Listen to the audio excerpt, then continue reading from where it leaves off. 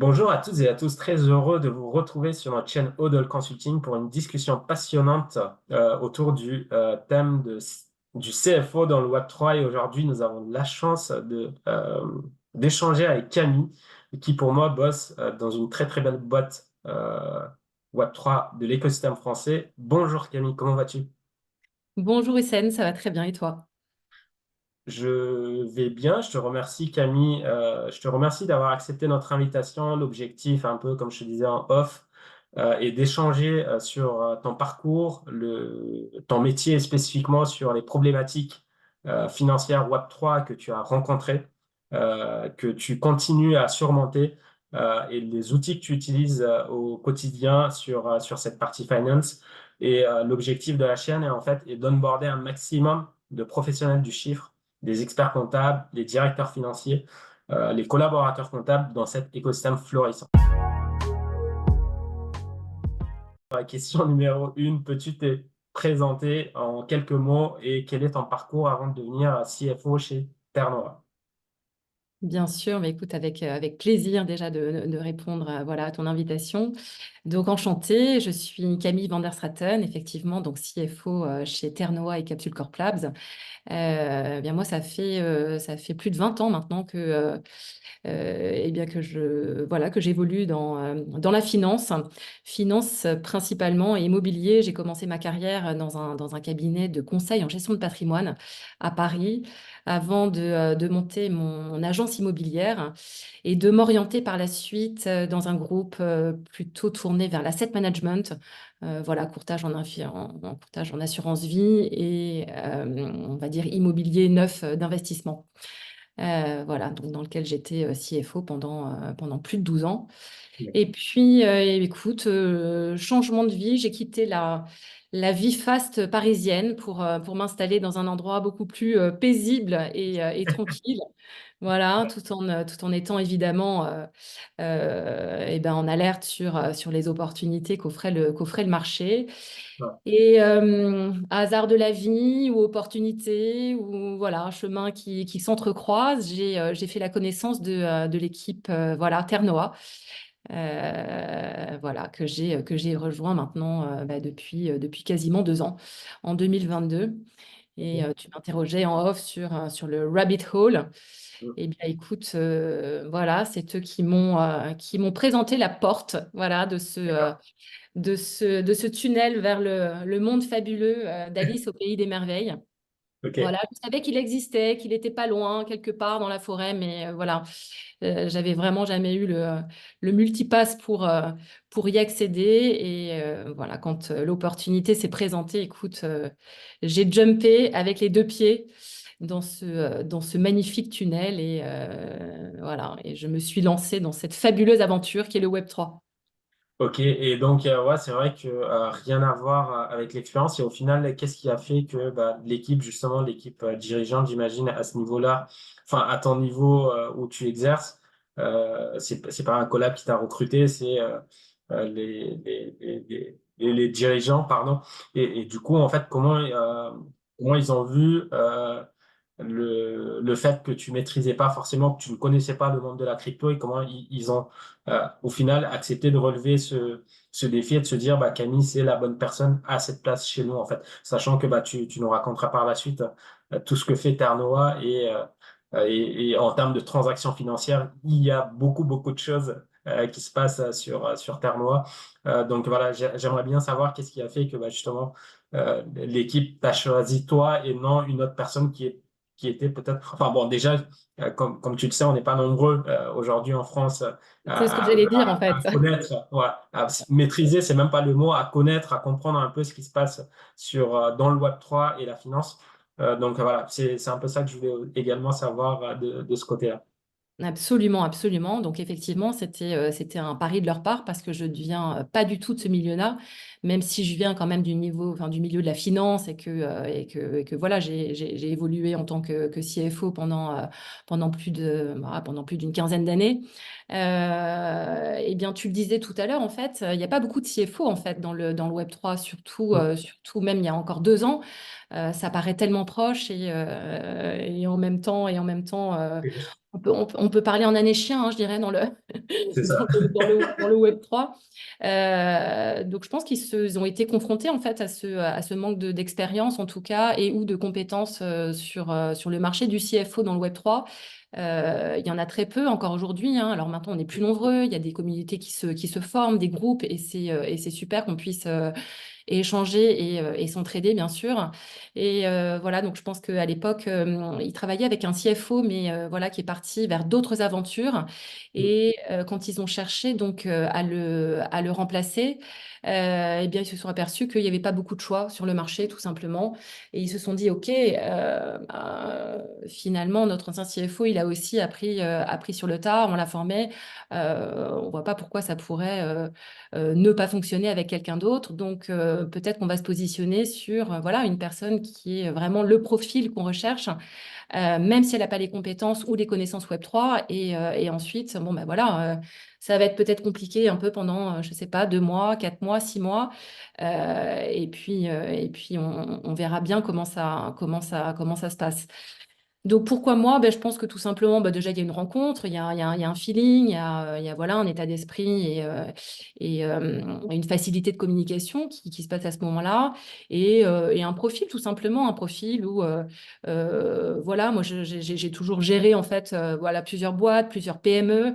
Ouais. Donc facilité, on va dire, de passer d'un sujet à l'autre. J'ai toujours eu une fonction très transversale en gérant une multitude de sujets, que ce soit des sujets financiers, mais des sujets juridiques aussi, ou même des sujets RH. Donc Mm. voilà, j'avais un profil qui calait bien en fait avec leurs besoins, avec une start-up, enfin 2 start-up du coup, j'en parlerai un peu plus tard, mais il y a 2 sociétés sous Terre Noire en pleine expansion et voilà, avec une expérience qui fait que voilà, je ne suis pas jeune CFO.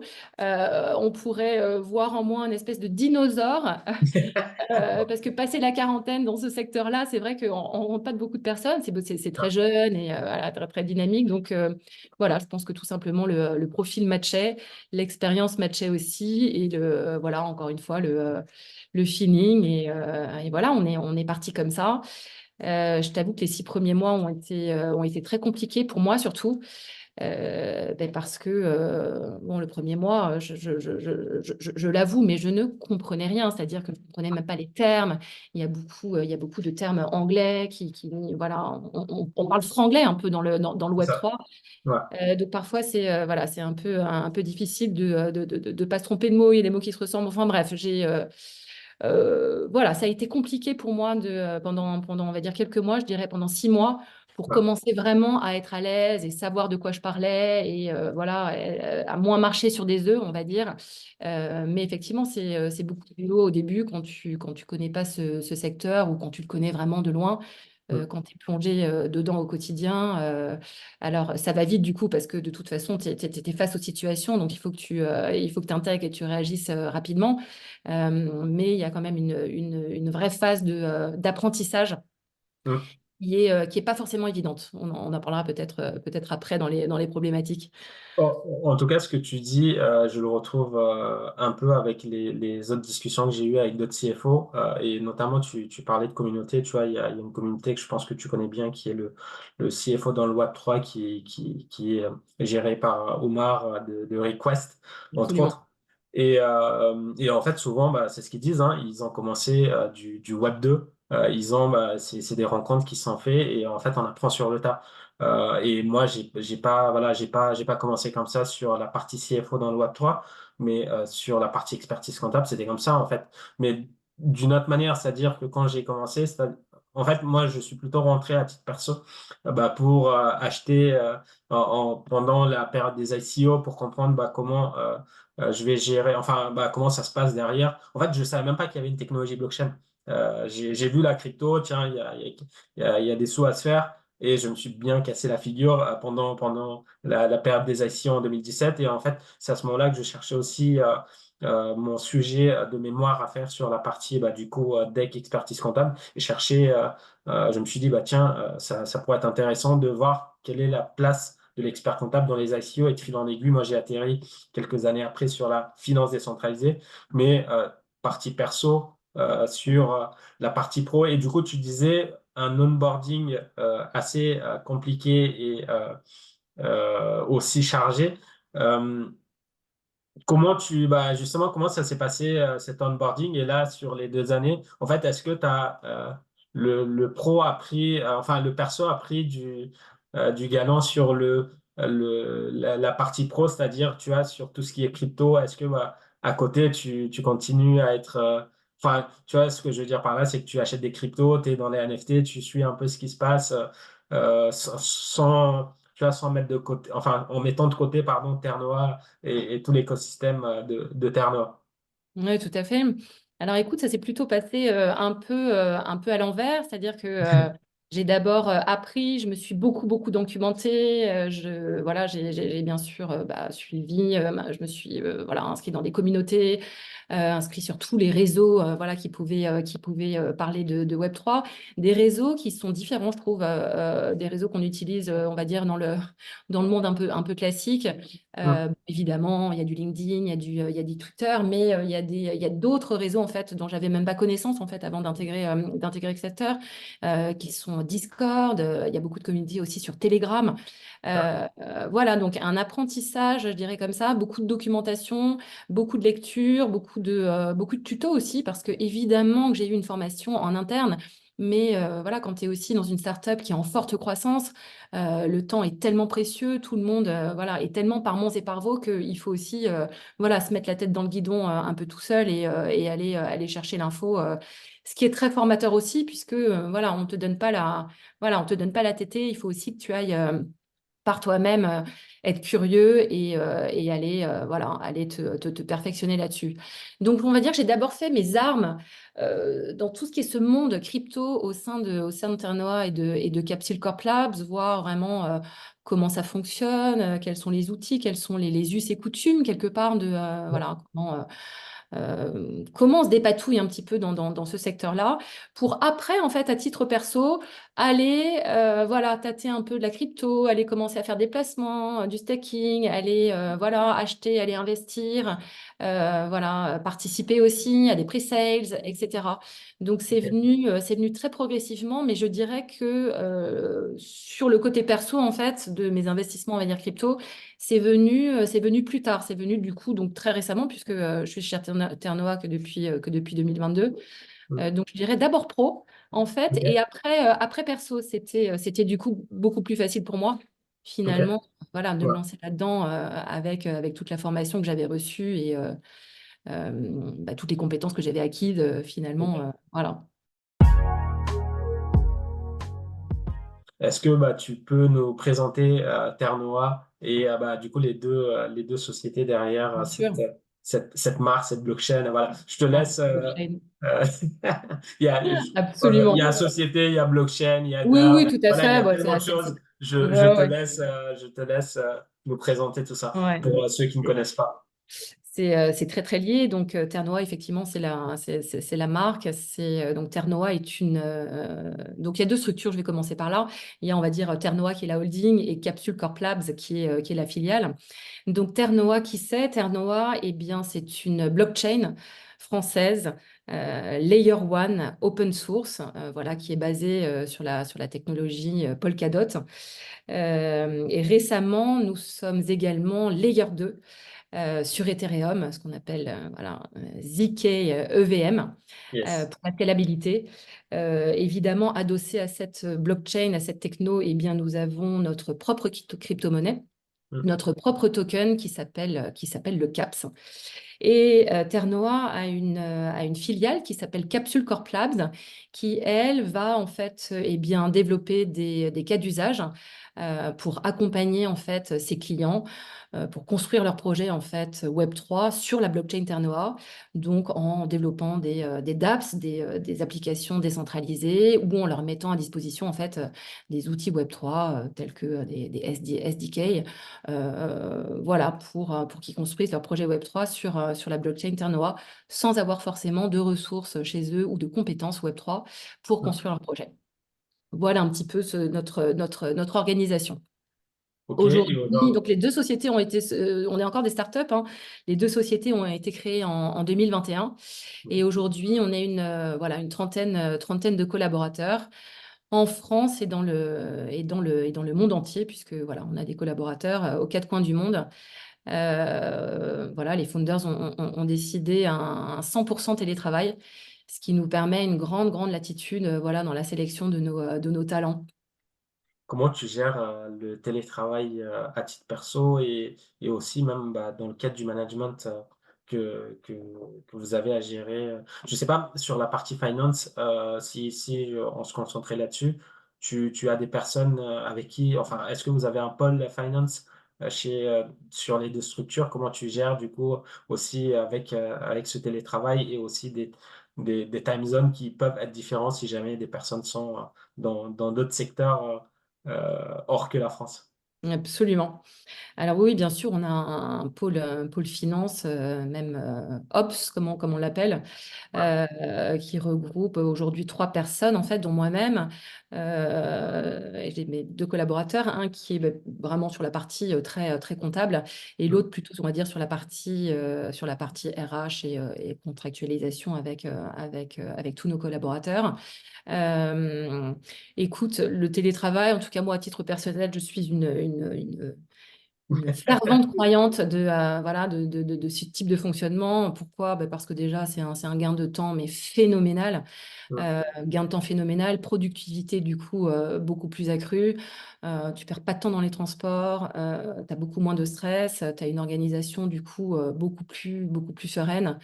Euh, Clairement, en fait, enfin moi je le vois, hein, ça se voit, je Ouais. bosse plus et je suis beaucoup plus disponible. Ok. Après, encore une fois, bien sûr, c'est des tempéraments et chacun gère ça comme il peut. Nous, on a un fonctionnement où on se retrouve évidemment très, très régulièrement, comme si on était au bureau, en fait, hein. Ouais. On a des weekly, on a des daily, voilà, des calls, évidemment, programmés de façon très, très régulière. Donc, on se voit très souvent. Et encore une fois, le télétravail, ça nous amène à être beaucoup plus concis, à pas déborder. Parce que c'est sûr que tu vas moins déranger quelqu'un qui est dans le bureau d'à côté ou sur le desk à C'est ça. côté, ou tu vas le déranger toutes les 5 minutes, ou voilà, quand tu as une réunion programmée, tu sais qu'elle dure une demi-heure, 3/4 d'heure ou 1 heure. Voilà, il faut que tu évoques tous les sujets pendant cette réunion. Donc, je trouve qu'on gagne vraiment, vraiment en productivité. Et c'est des Et, personnes qui étaient là. Pardon, tu voulais ajouter un truc. non, non, pas du tout, pas du tout. Je disais que voilà, moi dans mon équipe, en tout cas, on a la chance d'être voilà, sur la time zone Europe. Donc Ok. c'est très facile effectivement de s'organiser. Après, voilà, les collaborateurs qui sont, on va dire, en Asie, en Amérique, en Afrique aussi. C'est peut-être un peu plus compliqué parfois, mais voilà, souvent c'est des profils dev, hein. On Ouais. reste quand même dans une boîte extrêmement deep tech. Mm. Voilà, ce sont des devs et les devs, même s'ils étaient en France, les devs, il faut savoir qu'ils n'ont pas vraiment d'horaire. On peut ne pas les voir pendant 3 jours parce que ils sont en train d'aligner des lignes de code. Ça travaille souvent la nuit. Enfin, voilà, je veux dire, bon. Donc, écoute, ça se gère plutôt très, très facilement. Et voilà, je trouve que cette liberté, en fait, et cette confiance que nous offrent les dirigeants, les founders, voilà, ça se ressent. Et puis quelqu'un qui bosse pas en télétravail, tu le vois tout de suite en fait quand Ouais. voilà, quand c'est pas livré, quand c'est pas, enfin je veux dire ça se sent tout de suite. Donc il y a une espèce de responsabilisation aussi, Mm. voilà, commune qui est très chouette. Et c'est toi qui as recruté du coup les deux personnes de ton équipe ou Alors non, elles étaient. figure-toi qu'elles étaient là en fait avant que j'arrive. Ok, d'accord. Donc elles étaient déjà en place. Alors bon, on parle de quelques semaines ou quelques mois, Ouais. mais elles étaient déjà en place quand je suis arrivée. Et aujourd'hui, du coup, avec cette équipe, c'est quoi, toi, tes missions? Les différentes fonctions et aussi bah, en concordance avec justement cette équipe qui était déjà là. Qui fait quoi? Raconte-nous un peu et surtout, c'est quoi un peu les différences? Après, bien évidemment, on rentrera dans le détail sur la partie compta crypto, mais euh, c'est quoi les enjeux d'un directeur financier dans une boîte Web3? Voilà. Oui, alors bon, les fonctions, elles sont évidemment, comme tu peux l'imaginer, diverses et variées. Surtout également dans une petite société ou dans des petites sociétés où voilà, on n'a pas toutes les fonctions internalisées. Donc les missions et les fonctions, bon, elles sont très vastes. Elles peuvent aller vraiment des tâches très basiques. de comptabilité, pardon. Je te disais tout à l'heure on a décidé en 2023 d'internaliser, nous, toute notre saisie comptable. Ouais. Voilà, ce qui a été un gros changement, mais un réel succès, parce qu'on est vraiment maintenant maître en fait de toute notre donnée. Et Ok. voilà, quand tu passes par un cabinet externe, c'est toujours plus compliqué. Et quand tu es en clôture comptable, tu perds un temps fou à essayer de retrouver des factures ou à les taguer, à les catégoriser. Bref, donc ça a été un gros chantier en tout cas en 2023.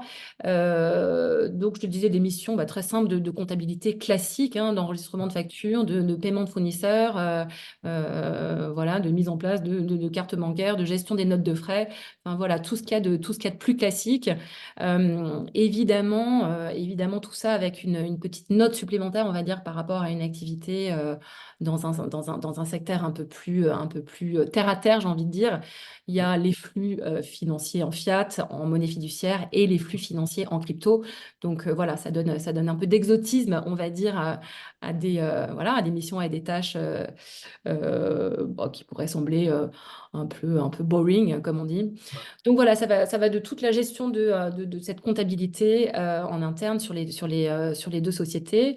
Moi, je suis responsable aussi de tout ce qui est eh bien, montage des dossiers pour aller chercher des subventions, pour aller décrocher des différents statuts.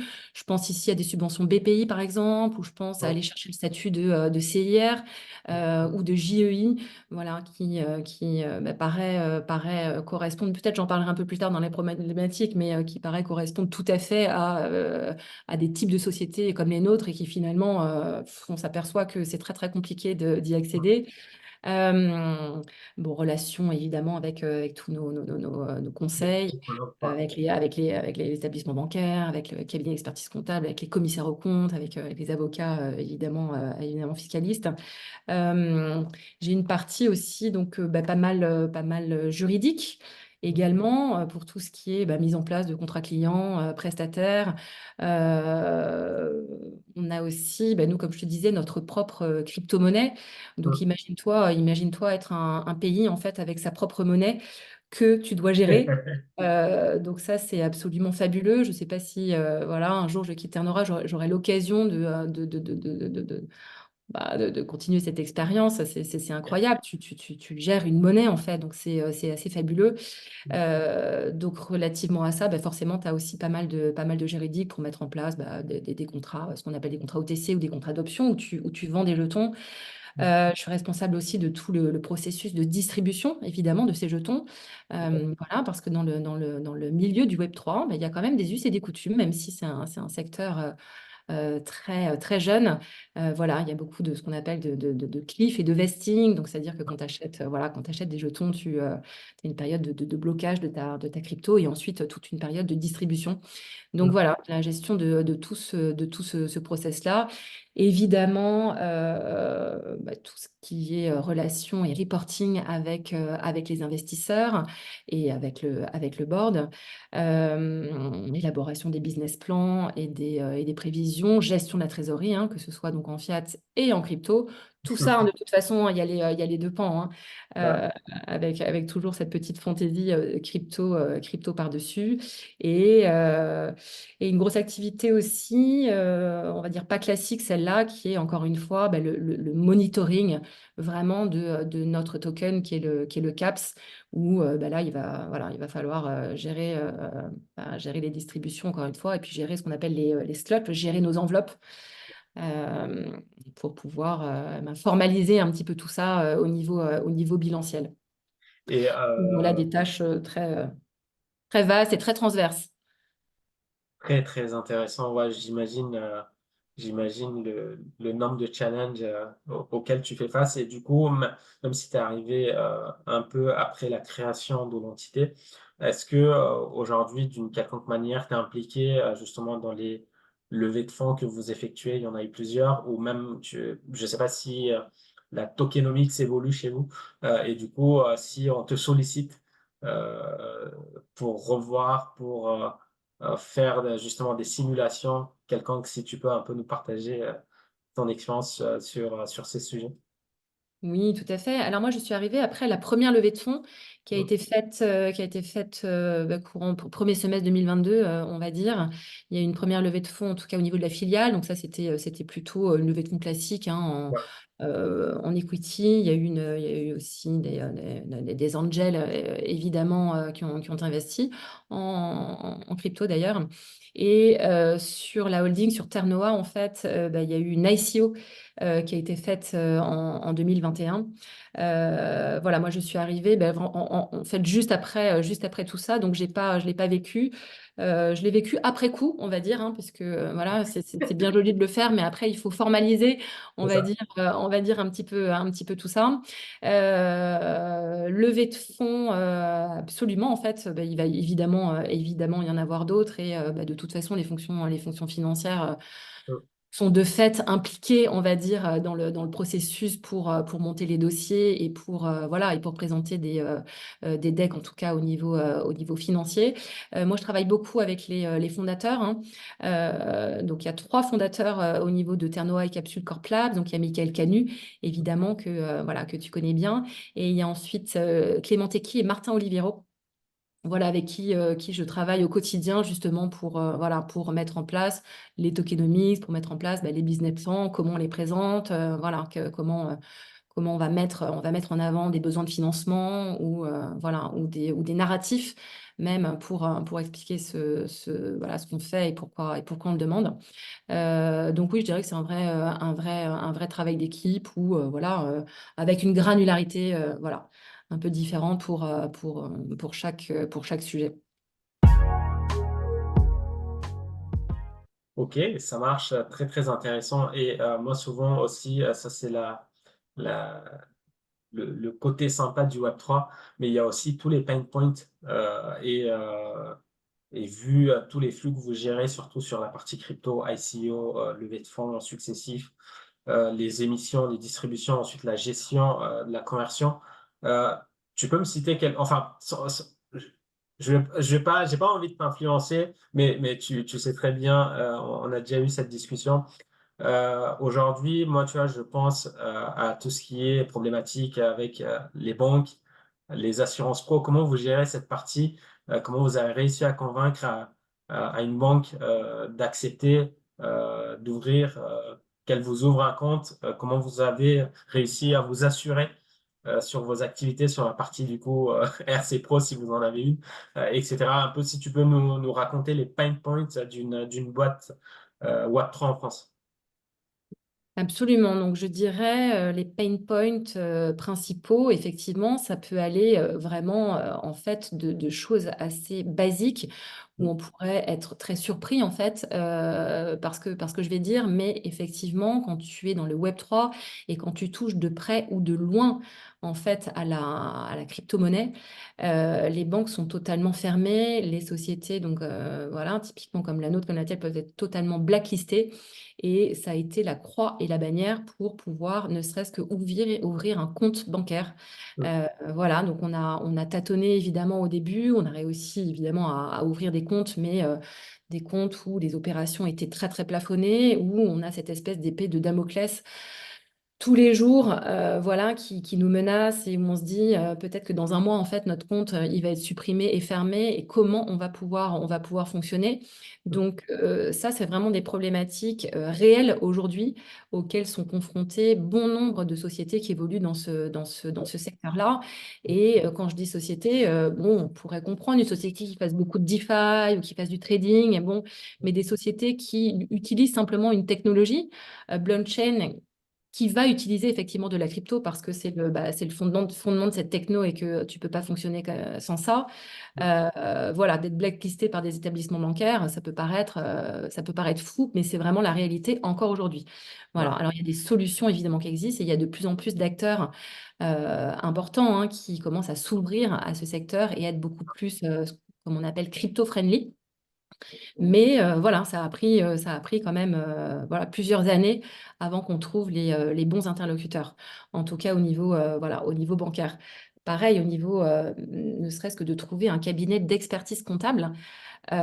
pour une société qui se lance dans le Web3. Alors tout dépend évidemment de l'activité spécifique de la société, mais voilà, il y a, comme on parlait de pénurie, on va dire, de CFO qui n'avaient pas de compétences spécifiques dans le Web3, ben, on peut tout à fait l'appliquer aussi aux cabinets d'expertise comptable qui Bien n'ont sûr. pas non plus ces compétences et qui se retrouvent avec ben voilà, des sociétés qui viennent les interroger et ils vont soit refuser parce que bah, pas les compétences, soit parce que bah, peut-être ils ont peur aussi de se lancer là-dedans et de faire des erreurs et que voilà, la responsabilité leur incombe.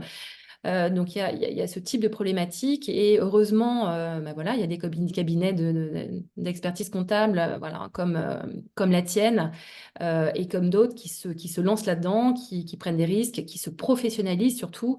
Voilà, au début, je te dis, bon, on a par chance et par grâce trouvé un cabinet d'expertise comptable qui nous a suivis. Et voilà, aujourd'hui, c'est un des rares cabinets en France qui soit spécialisé vraiment dans la crypto parce que bah, ils ont dû apprendre et bosser comme des fous pour être au niveau et pour pouvoir bah, répondre en fait à toutes les problématiques de la réglementation fiscale, en particulier en France, qui est aujourd'hui très floue. Ouais. Donc voilà, ça peut être vraiment des problématiques, on va dire, très opérationnelles, même basiques, voilà, d'ouverture de compte, de trouver un Ouais, cabinet ça. d'expertise comptable. Ça peut être ce genre de problématique. Sur la RC Pro, Sur la ça- RC Pro, je dirais, alors, je dirais moins compliqué. Tu peux avoir, bien sûr, une RC Pro, bon, sur une partie de ton activité, une responsabilité civile homme-clé ou une responsabilité civile prestataire de service. Ça, il n'y a pas de souci. En fait, tu trouves tout ce qu'il faut assez facilement.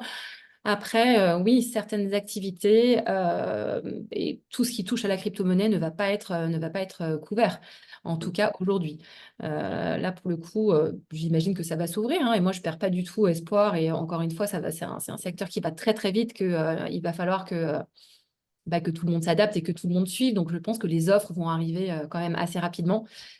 Mais oui, en termes de RC Pro, c'est compliqué aussi d'assurer bah, une activité dans la crypto. pour, Quand bien même, tu pourrais avoir en fait beaucoup plus une activité qui est technologique finalement que dans la crypto. Nous typiquement, voilà, c'est notre activité, c'est pas de faire du tout du trading ni de la hmm, DeFi, c'est de développer de la tech en fait. Donc, ouais. et c'est là où voilà, tu te prends parfois des murs où tu te dis, mais non, voilà, on va réexpliquer, on va recommencer, on va utiliser des mots simples, on va essayer de vulgariser, mais non, notre cœur de métier, c'est pas la crypto. Notre cœur de métier, c'est la technologie, en fait. Mais Et, et encore, vous n'êtes pas une société régulée. J'ai non, plusieurs pas du tout, personnes. pas du tout. Ouh là là, non. C'est ça, j'ai plusieurs personnes qui sont dans mon portefeuille. Ils ont toujours du mal avec la banque. En fait, les banques, c'est l'AMF qui les a régulés. Derrière, bon, bien évidemment, rien à voir entre l'AMF et les banques, mais ils posent systématiquement des questions. S'ils peuvent, bah, ils n'hésiteraient pas à fermer. Pareil pour l'assurance, c'est une tannée pour parler Ouais, franchement. Voilà, c'est très très compliqué et pourtant c'est des sociétés qui sont régulées. Euh, exactement. il y avait quelque chose que j'avais en tête justement bah, pour les dirigeants Web3 qui nous écoutent aujourd'hui, c'est quoi un peu un tips que tu pourrais donner par rapport justement à cette problématique de compte bancaire? Je sais pas, est-ce que faudrait peut-être ouvrir deux comptes bancaires, faut systématiquement être euh, près des banques, on ne sait jamais ce qui va se passer. Voilà, je ne sais pas, c'est quoi tes tips pour ceux qui nous écoutent, mais pas du côté finance, mais plutôt du côté dirigeant, start-upper qui évolue dans le Web3 et qui se dit bah, comment je vais faire avec cette problématique bancaire. Ouais, absolument. Alors, évidemment, rester à l'écoute hein, du marché. Il y a quand même plusieurs gros établissements bancaires qui commence à s'ouvrir à ce sujet. On n'a dit pas de nom, donc voilà, mais après, je peux me mettre voilà, à disposition et voilà, si tu Bien voudras me sûr. mettre en relation, si tu as des questions ou quoi, évidemment, je peux en parler en one-to-one sans souci. Donc, rester à l'écoute, ouvrir, évidemment, dans la mesure du possible, plusieurs comptes bancaires, parce qu'encore une fois, C'est vrai qu'il y a des problématiques de plafond. Mm. Donc, ça peut être compliqué voilà, quand tu as une société à faire tourner et quand tu dois payer, j'en sais rien, 100 000 euros de facture à la fin du mois. Si tu es plafonné à 20 000, bon, tu vas avoir un gros, gros, gros souci de fonctionnement. Évidemment, bon, faire très attention à passer des KYC ou des KYB pour évidemment montrer patte blanche, mais en général, en tant que société française, on n'a pas trop de sujets à ce niveau-là. Et encore une fois, parler, voilà, s'inscrire dans des communautés, parler avec ses pairs, Mm. parler avec d'autres dirigeants. Voilà, je trouve que c'est un milieu quand même très, très, très ouvert où on Mm. est vraiment à l'aise à partager nos bonnes comme nos mauvaises expériences. Mm.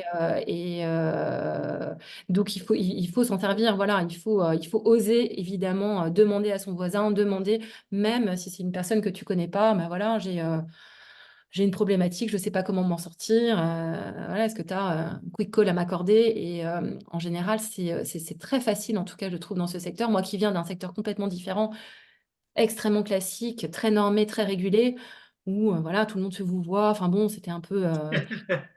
Non, mais c'est vrai, c'est vrai. Je trouve Non, que mais dans le Web3, la communication est extrêmement facile.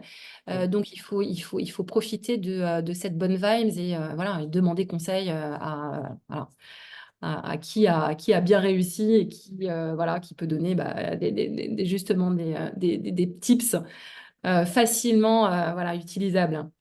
avec ces différents pain points que tu as cités et qu'on connaît tous, est-ce que vous vous êtes dit un jour, tiens, on quitte la France et on ouvre, je sais pas, en Suisse ou ailleurs, que ce soit en Union européenne ou hors Union européenne, et pour quelles raisons, au final, vous avez décidé de rester en France malgré ces difficultés? Mhm. Oui, tout à fait. Ça a été envisagé au niveau des fondateurs, Mm. surtout on est très présent, nous, aux Émirats arabes unis, ainsi qu'au Japon. Le CEO de Ternoa, Michael Kanu, il est basé à Dubaï et voilà, il a vécu de nombreuses jeunes années au Japon, donc il a un réseau aussi japonais. Donc on est quand même très, très présent dans cette partie du monde. Voilà, donc ça a été envisagé, évidemment. Voilà, est-ce qu'on ouvrirait un bureau à Dubaï? Est-ce que finalement on quitterait la France pour aller s'expatrier?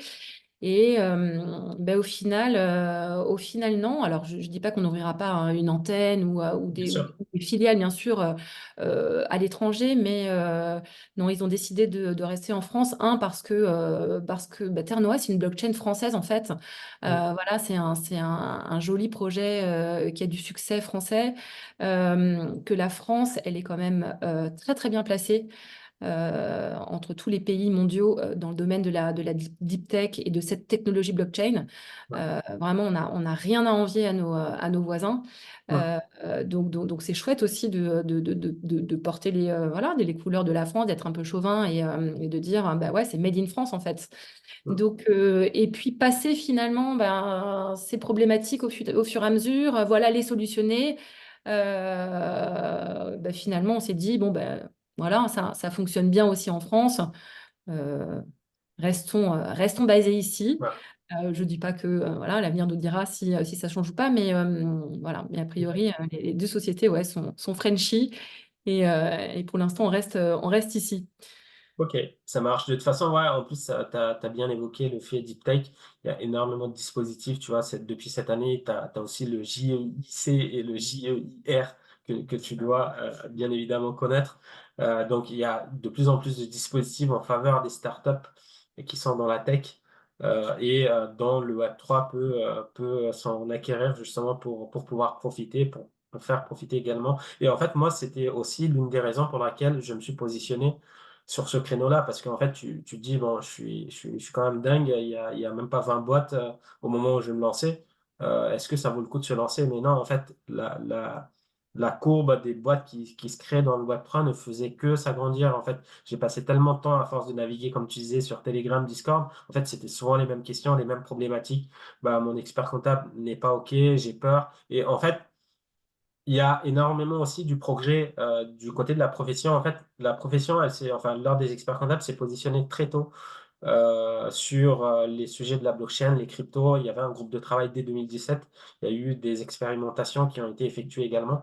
Mais voilà, en fait, c'est surtout cette comme c'est une profession réglementée, dit également des problématiques de normes, lutte anti-blanchiment. C'est beaucoup de travail, souvent qui n'apporte pas de valeur ajoutée au client, qui se dit bah, je ne vais pas payer pour ça. Et donc, bah, l'expert comptable, finalement, il se dit je vais passer plus de temps. Le client, il n'est pas forcément en accord pour payer toutes ces choses-là.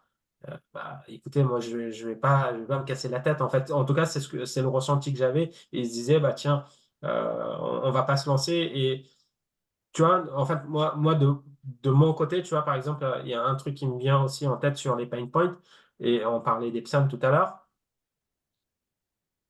Tu vois, je lutte d'un côté à, en fait, je me dis, par exemple, pour les PSAN, ce serait bien d'avoir, t'es familier avec le fichier des écritures comptables, le fameux fake, et je me dis peut-être que bah, les PSAN devraient sortir un relevé identique, normé, que voilà, dès que tu es régulé en tant que PSAN, bah, tu es capable de sortir pas forcément un fake, mais au moins un relevé qui est normé. Aujourd'hui, d'un PSAN à un autre, ils ont tous des relevés différents.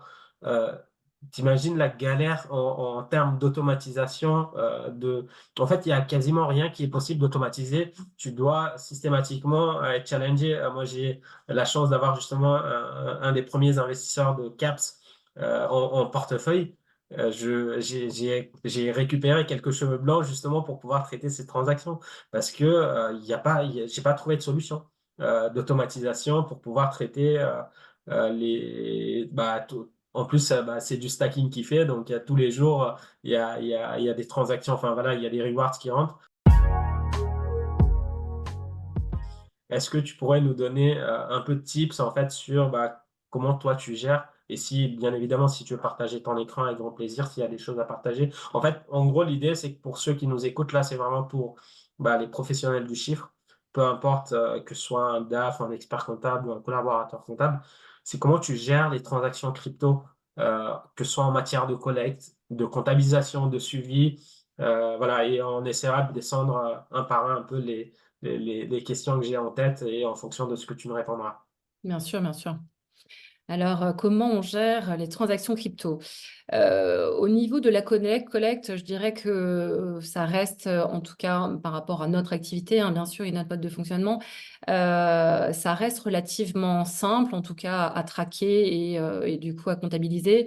Nous, on a pris le parti de, créer des wallets en fait spécifiques, Ok. voilà, pour chaque bien sûr, pour chaque type, on va dire, et ben de produits. Voilà, bah, si c'est, je sais pas, une vente de prestations de services et qu'on est payé en crypto, bon, bah, ça va aller sur un wallet spécifique. Si c'est de la vente de jetons, ça va aller sur un wallet spécifique. Voilà, donc c'est comme ça qu'on va pouvoir traquer ces opérations, on va dire, entrantes. Voilà, il n'y a pas de pain point, on va dire sur cette Ouais. partie-là. Les transactions entrantes, elles sont facilement identifiables, pardon, on va dire, et encore une fois, voilà, sur des wallets spécifiques. Donc, on va de manière très classique. Bon, ben voilà, après, tu reçois, tu pointes, Ouais. tu lettres et t'enregistres. Il y a pas de, il y a pas de souci là-dessus. Par rapport à la comptabilisation ou par rapport, on va dire, peut-être plus à de la distribution de jetons ou à des paiements fournisseurs. Alors, est-ce que tu veux qu'on commence à parler directement des outils ou peut-être je te fais déjà un point global et ensuite on rentre un petit peu plus dans le détail sur les outils qu'on utilise? Ouais, bien sûr. Un point Ok. global et ensuite, bah, tu nous Ouais, présentes un voilà, peu c'est les ça. outils. Yes. Voilà. Donc pour la collecte, on vient d'en parler. Après, pour tout ce qui est sorti, on va dire donc vraiment typiquement en crypto, là, ça va être peut-être un peu plus difficile en fait à traquer. On a bien sûr pareil, hein, des wallets spécifiques pour des types d'opérations. Quand on va payer des fournisseurs, voilà, ça va partir d'un wallet spécifique. Voilà, quand on va distribuer des jetons, ça va également partir d'un wallet spécifique. Donc nous, on est bien organisé en termes de wallet, même si évidemment, il y en a beaucoup et il y en a probablement beaucoup trop. Voilà, c'est facile de créer un wallet, mais après, il faut le gérer. Donc, C'est ça. voilà. Et les outils vont pas forcément pouvoir répondre à 100% à ce besoin-là. Pareil pour ce qui est du suivi des positions. Il y a beaucoup de choses qui se fait à la mano, hein. Il y a beaucoup de choses qu'on fait de façon artisanale parce que, encore une fois, secteur jeune et Mm. forcément d'outils encore adaptés voilà, à nos besoins. Euh, donc, en termes d'outils, qu'est-ce qu'on utilise? En tout cas, par rapport à la fonction finance, j'utilise moi 4 outils principaux qui vont être notre outil, on va dire, quotidien de comptabilité qui est Penny Lane, Mm. voilà, qui est très connu sur le marché, hein, mais sur le marché, on va dire, de la finance en général, pas Ouais, forcément que du Web3, évidemment. Un outil très intuitif, très facile d'utilisation qui couvre vraiment, on va dire, la globalité ouais, quasiment de la fonction finance. Il y a un module très simple d'utilisation quotidienne avec voilà, ouais. tes factures d'achat, tes factures de vente. Tu peux connecter un compte bancaire quand tu n'es pas une société qui évolue dans le domaine du Web3. Mais c'est possible. On a eu la chance de pouvoir utiliser ce compte bancaire que tu peux connecter à ton outil Pennyline. Bon, voilà, c'est tellement facile, hein. Tu cliques sur un bouton pour valider ta facture, hop, ça paye, ça s'enregistre. C'est fabuleux, tout est automatisé. Euh, Je voilà, l'ai ça, également, pour le cabinet, pour les clients. Et en fait, il y a des clients qui sont venus chez moi parce que j'utilisais Pennylen. parce que tu Ils utilisais sont, Pennyline. sinon, potentiellement, ils partent ailleurs tellement ils sont fans. Et je sais pas si tu as vu un peu l'info. On est le 5 mars, au moment où on tourne aujourd'hui. Et il y a quelques jours, en fait, ils ont levé je ne sais plus combien de millions, et sont passés licorne. Et donc, c'est une boîte qui a moins de 4 ans, hein. Donc, et surtout Absolument. sur le secteur de la compta, en fait. Donc, c'est assez inédit. C'est assez inédit, ouais, absolument. Et franchement, il le mérite parce que c'est vraiment un outil vraiment très fonctionnel et très agréable voilà, à se servir au quotidien.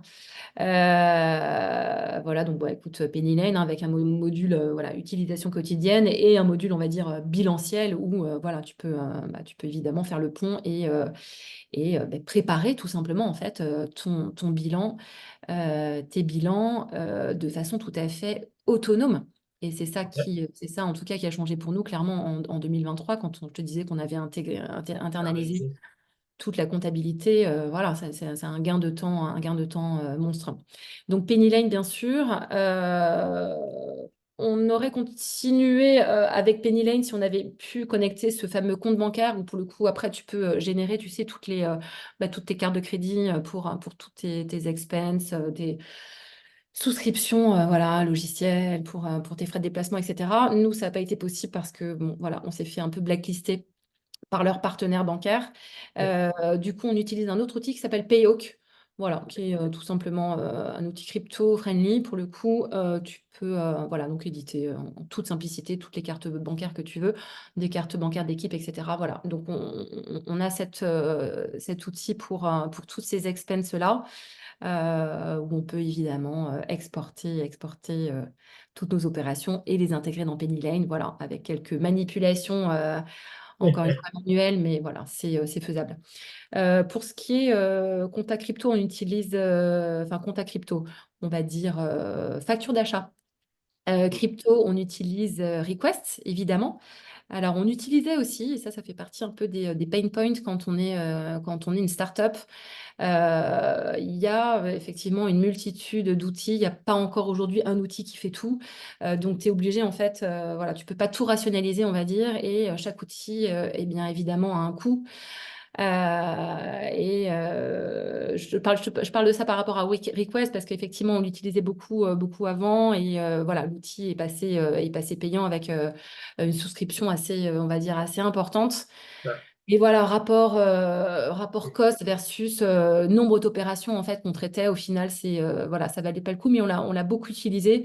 C'est un super outil moi que j'adore avec un service support ultra réactif. Donc c'est vraiment agréable de bosser avec eux. Donc on Et passe par surtout là. que les founders, c'est des Français. Et Mais exactement. c'est Et en encore plus une fois. c'est une société française. Donc voilà, on adore. Non, et plus, voilà, on est un peu plus deep maintenant, pour tout ce qui est comptabilisation des écritures, on va dire, crypto. Là, on passe par un outil qui s'appelle Cryptio, pareil, qui est un outil français. Voilà, à l'époque, on avait fait une étude de marché et c'était celui, en tout cas, qui correspondait au plus à nos besoins. Dont le fonctionnement est assez simple. En fait, tu connectes, tout simplement les wallets que tu veux suivre. Et Cryptio va eh bien, comptabiliser en fait tous les mouvements qui sont faits sur ces wallets, que ce soit in, que ce soit out, que ce soit les frais de gaz, que ce soit voilà, tous les types d'opérations en fait relatifs à ces wallets qui vont eh bien, transcrire en fait en comptabilité, qui vont t'inscrire directement dans tes comptes pour tes bilans. Voilà, et ensuite tu peux exporter et faire le bridge avec Pennylane. Pour l'instant, ça ne se Yes. fait pas automatiquement, mais voilà, j'imagine que ça ne saurait tarder parce que bon, ben voilà, ça évolue bien. C'est un bel outil aussi, Cryptio. En tout cas, voilà, nous qui nous aide beaucoup, qui n'est pas encore, on va dire, adapté à 100% parce que, bah, évidemment, bah, il y a toujours ce sujet cost versus utilité. Mm. Le coût va augmenter avec le nombre de wallets que tu vas C'est ça. connecter, évidemment. Et voilà, et toutes les cryptos ne sont pas suivies, notamment par exemple le CAPS, qui est notre Mm. crypto native, voilà, n'est pas suivi dans Cryptio. Donc voilà, on a quand même aussi voilà, beaucoup d'artisanat finalement, voilà, et d'opérations un peu qu'on doit suivre à la mano avec des exports via des Et- fichiers Excel, hein, les bons fichiers Excel. Bon, bah, écoute, ça fonctionne Exactement. encore. Ok. Oui, Et oui. du coup, ouais, sur la partie cap, ça, vous êtes en mode toujours artisanal avec Excel ou d'autres moyens. Ouais, alors on va dire un peu des deux parce qu'on a quand même un Explorer, bien sûr. Ouais. Voilà, on a des outils évidemment qui nous permettent de faire des exports très précis, etc. Mais oui, pour l'intégration de ces opérations, on va dire dans le bilan, voilà, ça se fait de façon manuelle avec des exports et des imports de fichiers. Donc rien de bien sorcier, mais c'est vrai que tu te dis, bon, allez, dans un an, peut-être dans 2 ans, allez, tout ça, ça va être automatisé, ça va nous faire gagner beaucoup, beaucoup de temps, voilà, J'apporte juste on y une arrive. précision pour ceux qui nous écoutent. En fait, effectivement, Cryptio permet la comptabilisation des écritures, le suivi, la collecte, mais effectivement, ils ne vont pas faire la comptabilisation pour nous. Camille a schématisé d'abord les écritures en amont, a paramétré les comptes, a fait le mapping et c'est ensuite que Cryptio est en mesure de nous sortir les grands livres. C'est pas juste, voilà, pour ceux qui nous écoutent, ils se disent pas, tiens, bah, c'est génial, ils sont capables de, de, de savoir quel compte utiliser. Non, c'est pas du tout le cas. Il y a quand même une cartographie des différentes transactions à faire. Ensuite, Exactement. La voilà, une cartographie propre à schématisation ta, voilà, la cartographie propre à propre à chacune ta des société, sociétés. en fait, Exactement. et de Ouais. comment tu veux gérer tes comptes et enregistrer tes opérations, surtout. Donc, voilà, Yes. ça laisse cette liberté-là, bien sûr. Et du coup, tu as un peu aussi anticipé tout à l'heure le sujet de la question d'expertise comptable. Donc maintenant, vous internalisez la comptabilité du coup et j'imagine que le cabinet qui est au taquet sur ce sujet-là, qui est spécialisé grâce à Ternoa, entre autres, intervient sur la partie reporting. Donc, en termes de aujourd'hui, là, quand tu rends un bilan, quand tu prépares justement le dossier de reporting, c'est quoi un peu les justificatifs types pour ceux qui nous écoutent, tu vois, euh, pour un peu justifier tes balances, comment tu matérialises tes frais de gaz tu vois, on n'a pas de justificatif en face. Parce que enfin, quand je dis des justificatifs, c'est des vrais, enfin, une facture, aujourd'hui, comment tu fais concrètement pour l'expert comptable pour matérialiser Oui, tes flux absolument, pour sortants ou justifier en tout entrants, cas. voilà. Voilà, en cas de contrôle, encore une fois, voilà, comment on fait pour justifier ses frais? Bah, très simplement, en fait, tu viens de le dire, il y a pas de facture qui Mm. existe là-dessus. Donc, en fait, on va les classer comme frais de fonctionnement, un peu comme des frais bancaires, en fait, finalement. Ouais. Voilà. Alors, nous, on a pris le parti de vraiment distinguer au niveau de notre bilan, voilà, toutes les opérations en fiat, en monnaie fiduciaire et toutes les opérations en crypto. Mais bon, ça va aller dans les frais bancaires, tout simplement. Et comment on justifie ça? Bah, là, pour le coup, encore une fois, grâce à Cryptio, tu fais un export d'un wallet ou de plusieurs transactions. Et en fait, tu as les lignes qui justifient tout simplement voilà, les détails de tes frais. ta transaction, le détail de tes frais de gaz, etc. Donc, c'est comme ça qu'on justifie les transactions. De toute façon, tu ne peux pas les justifier autrement aujourd'hui. C'est Donc, ça. voilà, il faut se fier bah, aux outils disponibles, Crypto pour nous en l'occurrence. Et puis après, tu peux aussi aller avoir des détails de chaque transaction sur Etherscan, hein. Nous, Ouais. on répertorie toutes les TXID de chaque transaction. Voilà, on sait à quoi ça correspond. Hop, voilà, il suffit de cliquer et puis on a quand même le détail. Donc, Ok. si, voilà, s'il y a des besoins de l'administration pour avoir des détails sur ces fameux frais, voilà, on les justifie comme ça et on n'a pas droit au contrôle. Donc, je ne peux pas te dire voilà, à quelle profondeur aussi ils vont aller dans le contrôle parce que Bien sûr. Ok. c'est compliqué aussi pour eux de savoir qu'est-ce qu'il faut contrôler et voilà, à quel degré Tu, en fait ils vont rentrer dans le détail des transactions. Voilà.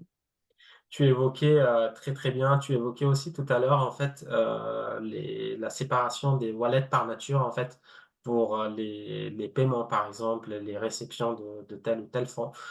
Aujourd'hui, est-ce que vous avez mis en place une politique, sachant que voilà, tu as 20 ans derrière toi en CFO Web 2 et du coup la question c'est bah, est-ce que tu as mis en place un contrôle de gestion dans la boîte? Est-ce que c'est matérialisé aujourd'hui? Bah, tu vois, typiquement sur la partie wallet, multisig, comment vous gérez, qu'est-ce qui décide d'eux, est-ce que c'est formalisé, voilà. En plus, tu as évoqué tout à l'heure que vous avez un commissaire en compte, donc j'imagine que lui, il est assez friand de voir tout ce que vous avez mis en place. Euh, Est-ce que tu peux partager un peu tes tips par rapport à ça? Oui, bien sûr. Avant ça, on parlait aussi, ça me fait penser à quelque chose, on parlait effectivement donc de la collecte de crypto et tu m'avais posé une question par rapport dans le bilan en tout cas, comment on classifie aussi nos opérations sortantes en crypto. Est-ce que c'est par wallet ou est-ce que c'est par justement type de Par crypto-monnaie? nature, quoi. Ouais, absolument. Et ça, c'est un point important aussi. Alors, je ne dis pas que ce que je dis, il faut le faire ou que c'est une recommandation. Mm. En tout cas, nous, on a pris le parti de le classifier dans le bilan par crypto-monnaie. Ok. Ce qui est beaucoup plus facile parce que par wallet, bon, déjà, on en a beaucoup, beaucoup. Et on en a une multitude. Voilà, ce serait un peu lourd, on va dire, au niveau du bilan. Mm. Et dans plusieurs wallets, tu peux avoir la même crypto-monnaie en fait, donc ça n'aurait pas vraiment de sens. Donc nous, on a pris le parti effectivement de classifier ça par ligne de voilà, Ether, Bitcoin, je ne sais pas, Solana, DOT, etc. Donc Ok. on a une ligne en fait spécifique à chaque crypto. Ok. Dans un compte, c'est plus effectivement plus simple. Par rapport à la sécurité, alors oui, effectivement, il faut évidemment faire très attention, mais je veux dire, nous, comme n'importe qui d'autre, on a des systèmes de multisig, toutes les opérations, les transactions, effectivement, passent par là. Pour des raisons, on va dire, pratiques, on a décidé que une fois par mois, moi, évidemment, voilà, je fais des badges de paiement pour payer les fournisseurs, etc., parce qu'on paye quand même beaucoup en crypto. Ok. Pas forcément les salariés. Tu m'avais également posé la question. Pas forcément les Mm. salariés. Ils n'ont jamais émis en fait ce souhait-là. En revanche, beaucoup de freelance qui sont friands de ça et qui ne veulent se faire payer qu'en crypto. Bref, Ouais. donc tous les mois, évidemment, des badges de paiement et pour des raisons pratiques. Donc, on a des wallets extrêmement sécurisés avec des multisigs, des ledgers, etc. Des forteresses, des coffres forts. Mm. Et on a également des wallets beaucoup plus classiques de fonctionnement, type MetaMask, voilà, où bon, voilà, moi, je vais recevoir une certaine somme de crypto pour payer mes fournisseurs. En revanche, ça reste pas plus d'une heure sur le wallet. Et quand je reçois la somme, je sais que, enfin Ça tout le monde part dans le d'ailleurs, coffre. que ça repart en fait immédiatement. Il n'y a même pas 24 heures il y a même pas 24 heures de custody là-dessus. Ok. Euh, euh, parce que c'est trop risqué et j'ai envie de dire, je ne suis pas hackeuse, mais j'ai l'impression que c'est assez facile finalement Ouais. de craquer ce type de wallet. Il n'y a pas de procédure spécifiquement écrite de notre côté par rapport aux procédures ou au narratif écrit. Ça va davantage peut-être être dans l'annexe pour le coup de nos bilans où Mm. là, on va devoir réaliser une vraie rédaction, parfois même un peu philosophique ou alors très, très pragmatique Ouais. de quel est notre mode de fonctionnement parce que, voilà, encore une fois, difficile d'expliquer ce qu'on fait parfois. C'est une activité qui reste pas du tout démocratisée pour moi aujourd'hui, en tout cas pour quelqu'un de lambda. Voilà, moi, ça fait 2 ans que j'y suis, que je suis vraiment immergée dedans. Je me considère encore comme novice. Donc, il y a beaucoup de narratifs et voilà, de rédaction à faire sur voilà, des process ou des prises de position ou des modes de fonctionnement en fait qu'il faut mettre noir sur blanc pour vraiment, encore une fois, montrer patte blanche et surtout essayer de bien expliquer de façon facile et audible ce qu'on fait. Mais voilà, pas spécifiquement de procédure interne voilà, par rapport à cette cybersécurité. Est-ce que les 2 personnes qui sont dans ton équipe, sont sensibilisées aujourd'hui sur ces sujets-là? Ils les maîtrisent, enfin, ils sont OK avec ça, ils les savaient, ou il y a une formation? Comment ça se passe, justement? Et même pour revenir aussi un peu sur la question d'avant, c'est toi qui gères tous les paiements, les entrées, les sorties, ou, il y a des choses, bah, qui est fait par le comptable, ou lui, c'est plutôt vraiment la compta et c'est toi qui gères, justement tout ce flux, entrant et sortant? Enfin en termes de manipulation, de crypto.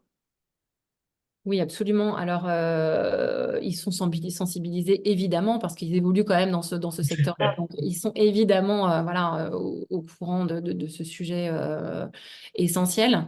En revanche, voilà, personne n'a la main sur tout ce qui concerne, que ce soit la crypto ou même voilà, les assets en monnaie fiduciaire, voilà, à part les fondateurs et moi-même. Donc, OK, voilà, la sécurité, elle est vraiment entre nous et personne d'autre n'y a les accès. C-level. OK, ça marche. Parfait, ouais, non, c'est un bon point aussi, côté, sécurité. Mhm. Mais, tu vois, moi, j'ai souvent cette question aussi sur la partie multisig. C'est, bah, quand on est plusieurs à signer et que, aujourd'hui, si on est en vacances, s'il y a un pépin, s'il y a un machin, c'est assez compliqué Ouais, sur le non-custodial. Je sais pas, est-ce que vous avez réfléchi, sur, des process par rapport à ça? ouais, Heu, absolument. voilà, si tu peux nous donner quelques éléments de réponse, Alors, heu, réfléchi, je ne sais pas si c'est vraiment réfléchi. Je t'avoue que le cas de figure ne s'est jamais présenté. Je pense que, bon, de toute façon, au niveau des fondateurs, quand c'est ta société, voilà, où que tu sois dans le monde, que tu sois en vacances, qu'il soit 3 heures du matin ou que tu sois en Australie, peu importe, en fait, tu réponds toujours présent. Et en tout cas, c'est le cas de Michael, de Martin et de Clément. Donc, il n'y a même pas de sujet en fait à ce niveau-là. Le sujet, il pourrait effectivement se poser par rapport à moi quand je suis en vacances ou pas forcément joignable. Je pense que quand tu as un rôle de CFO ou en tout cas un rôle de C-level, on va dire, ta responsabilité, c'est quand même d'être disponible dans les moments importants. mmh, Donc, je m'organise toujours pour que, en tout cas, à un moment donné, quand c'est le moment, donc en général, fin de mois, début de mois, voilà, je suis toujours joignable et disponible voilà, pour ce type d'opération parce que ce secteur aussi te demande d'être très réactif. Et voilà, c'est quelque chose qu'on essaye vraiment de mettre en œuvre, la réactivité. Donc, on est toujours sur le pont quand il faut. Mais OK. effectivement, ce serait quelque chose à penser si même il y avait un accident, si même, voilà. Après, tu as des fonctions évidemment dans la multisig où voilà, tu peux avoir non pas la signature de 100% en fait des participants à cette multisig, mais Bien sûr. et seulement peu, voilà, une majorité ou une majorité des 2 tiers. Enfin voilà, tu peux, tu Ouais, peux tout est personnalisé. configurer ta multisig aussi, voilà, en fonction. Tu évoquais également tout à l'heure, le sujet des levées de fonds en crypto. Vous en avez eu. La question est très simple, comment vous gérez, cette levée de fonds en termes de money management? Ce que je veux dire par là, c'est, je sais pas, est-ce que vous êtes parti, vous avez swappé, son stablecoin en fiat? Est-ce qu'il y a une vraie gestion, par rapport à à ces levées en crypto, comment vous gérez chez Terno? Effectivement, à chaque fois, oui, c'est vrai que tu l'as bien précisé tout à l'heure. En fait, là, c'est une discussion, c'est ton expérience, c'est comme ça que vous faites chez Terno. Ça ne veut pas dire que tout le monde doit faire comme ça Exactement, et que c'est la norme. Chaque société, en fonction de ses complexités, de ses spécificités et aussi des personnes qui gèrent, ont des modes de fonctionnement qui peuvent être différents. Donc voilà, pour absolument. Alors oui, on a fait une ICO effectivement donc sur Ternoa en 2021. Donc ICO vraiment en crypto, hein. Donc qu'est-ce que c'est? On peut peut-être juste le définir voilà, de façon assez simple. Ben, tu mets en prévente en fait ta future crypto-monnaie et tu passes par ce qu'on appelle des contrats OTC, des contrats de vente de jetons ou de pré-vente de jetons avant qu'ils soient mis sur le marché. Et donc tu vends tes jetons à prix préférentiel à une certaine communauté. Donc, ça peut être pré-seed, ça peut être seed, ça veut dire private sale 1, 2, etc. Donc, quand tu vends tes jetons, que ce soit à prix préférentiel ou non, évidemment, bah, tu reçois de l'argent en contrepartie, soit en monnaie fiduciaire, hein, c'est tout à fait possible. Nous, quand on a fait notre ICO, ça a été quasiment à 100%, on a reçu de la crypto. Comment on fait après pour, en étant une société française et en ayant un fonctionnement, on va dire, même si on a un fonctionnement très crypto, avec des prestataires de services ou des freelances avec qui on travaille, ou voilà, on va beaucoup travailler en fait en crypto ou en stablecoin. On a quand même une partie de notre fonctionnement qui va être en monnaie fiduciaire. Donc, bah, la société, à la base, bah, du coup, elle n'avait pas beaucoup finalement d'euros, on va dire. Comment on fait pour effectivement bah, pour transformer finalement notre crypto, nos stablecoins ou peu importe la crypto en euros. Bon, bah, il y a plusieurs solutions. Évidemment, passer par des exchanges, passer par des Uniswap, etc. Nous, on fait beaucoup d'opérations du coup crypto to fiat parce que c'est davantage dans ce sens-là, en fait, en tout cas sur la holding, bah, qu'on a des besoins. Contrairement à la filiale où ça va peut-être être l'inverse, en fait, on va plutôt faire du fiat to crypto. Donc, c'est assez marrant les deux modes de fonctionnement. Écoute, nous, on passe par un partenaire qui s'appelle Descoin. Voilà, Descoin. Pareil, Aussi, super, aussi. super partenaire, super outil, un magnifique service après-vente. Ils sont extrêmement présents. C'est un vrai plaisir de bosser avec eux.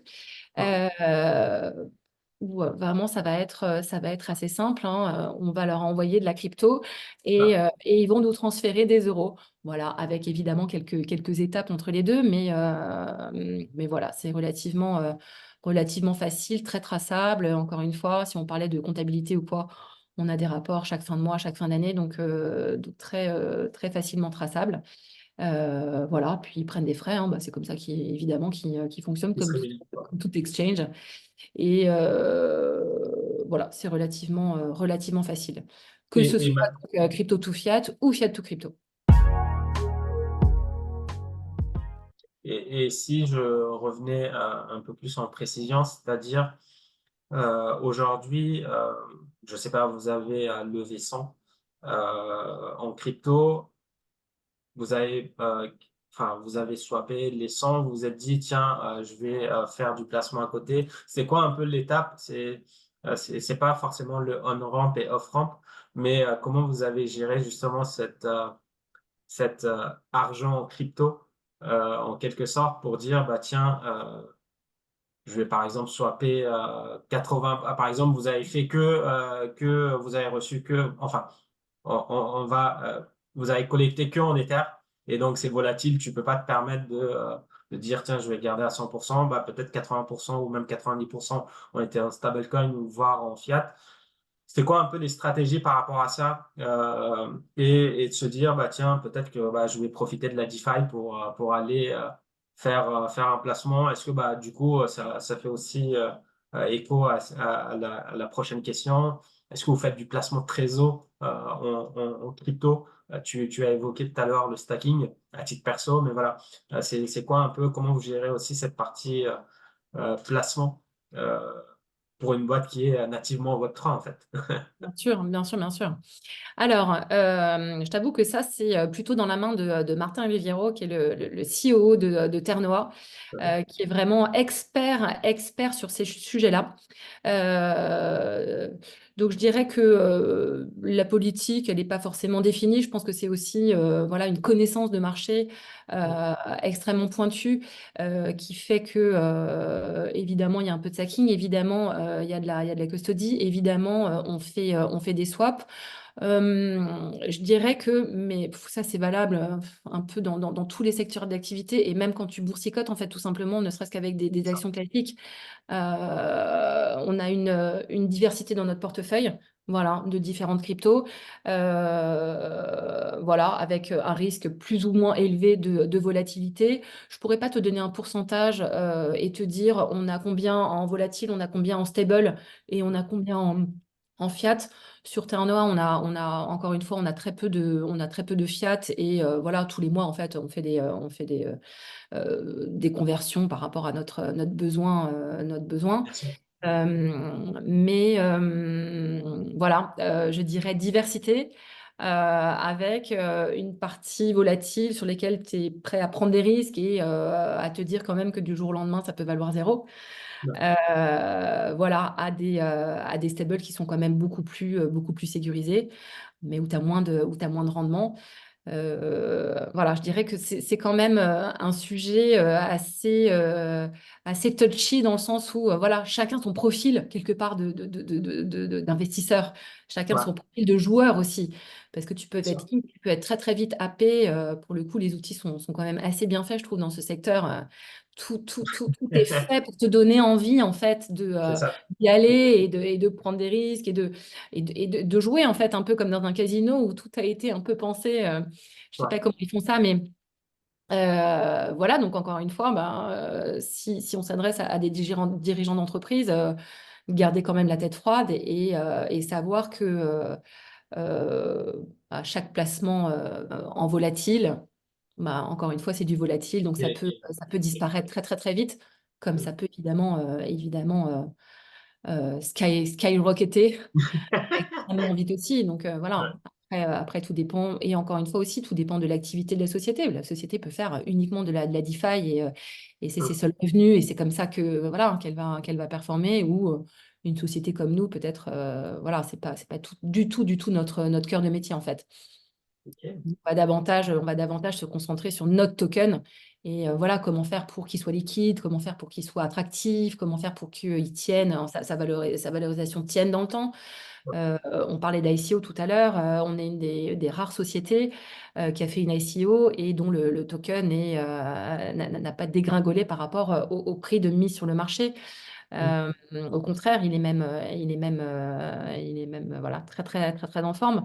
Donc, on va plus se concentrer ouais, sur ce type de sujet plutôt que de faire de la DeFi à tout prix et voilà, de s'éparpiller dans tous les sens voilà, sur des placements.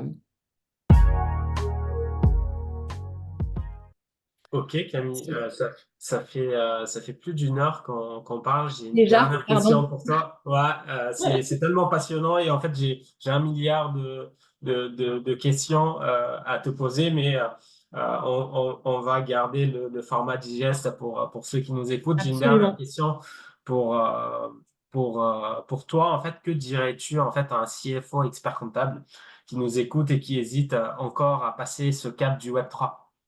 Après tout ce que tu as déjà dit, en fait. Absolument, absolument. Écoute, le premier point, je lui dirais, vas-y, parce que voilà, je trouve que, encore une fois, mettre un pied dans le monde de la crypto, ça veut dire que voilà, on n'est pas forcément à 100% non plus dans la crypto. Il y a évidemment en fait les deux parties. Il y a de la fiat, il y a voilà, du classique, on va dire, et voilà, et de la crypto. Je trouve que ça apporte une fantaisie assez incroyable voilà, une fonction, moi, que je connaissais, qui était, on va dire, très terre à terre, assez, j'ai pas envie de dire rébarbative, mais on va dire avec voilà, des process très récurrents, en fait, sans vraiment de surprise. Là, je trouve que ça apporte une espèce de piquant, une espèce d'épices, une fantaisie, encore une fois, dans un monde assez merveilleux. Et je trouve que gérer des flux classiques, encore une fois, et gérer des flux crypto, bah, je trouve ça assez fabuleux, en fait. Donc, voilà, je lui dirais d'y aller vraiment sans hésiter.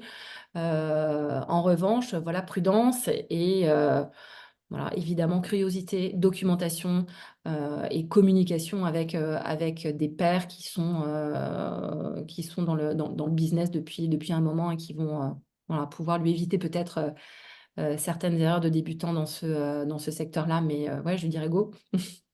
Ce sera le mot de la fin. Merci encore Camille pour le temps de partager, enfin d'avoir pris le temps, pardon, de partager avec passion ton métier, ce que tu fais dans le Web3, bah, la vie de Ternoa. Et pour ma part, Merci. je vous donne rendez-vous la semaine prochaine pour un nouvel entretien.